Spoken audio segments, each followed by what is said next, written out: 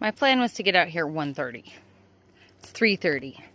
However, I'm not going to worry about it. I got about 3 hours. I'm going to see how much I can get done. And great news on the home front. What the project I've been having to work on, which was finding my aunt a new group home, we got approval today. So I should be able to start spending a little more time out here and not have to be tied to my phone to handle that until the next family emergency starts, which is fine. That's what happens in life, right? So I really want to get this plugged in. I say plugged in like I wish I could just plug in. Get this connected to the irrigation. So here's the line that is active. I just need to get it over here. In order to do that, I need to trench down here, which is why I started cleaning this up last night.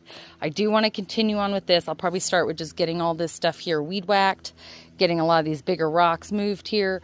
Go ahead, trench that, get that hooked up. Then I do want to continue on with this, but first, what I should say is after I hook up the berry bed, but before I continue flattening that area over there, I do want to get these trees cut back a little. So this is our sweet acacia. I cut it back earlier this year because it has put on a ton of growth. Sweet acacias are great for shade. They're great pollinators. They do have these little yellow puffs that get everywhere, but they are great. They do have little thorns, not huge thorns. They provide wonderful shade, and they're really resilient in the wind because they just kind of bend and go with it.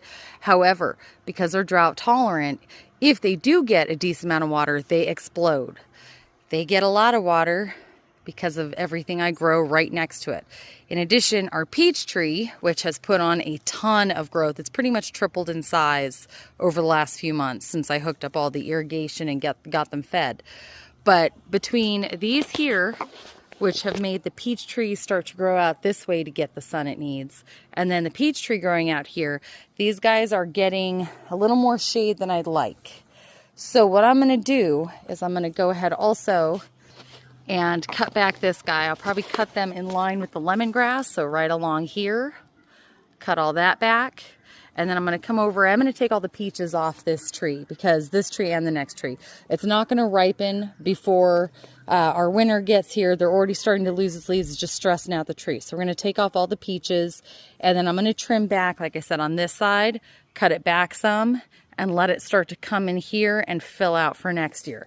So that's the plan. And then after I'm done with that, I'll come back over here and finish up with getting more of this stuff into the dumpster and getting the rest of this flattened, and then we're going to slope it kind of going down that way, so when we do get our rain, the water won't, I don't want it sitting along the base of any of these. So that's the plan. I got about 3 to 4 hours. See how much we can do.